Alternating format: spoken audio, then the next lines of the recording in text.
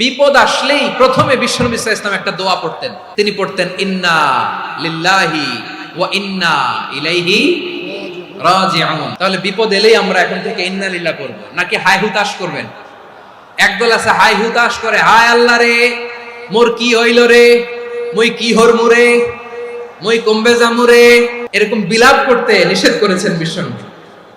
কি করব, কই যাব, কি হবে, হায় হায়, এরকম হাহুতাশ আছে না? নাই।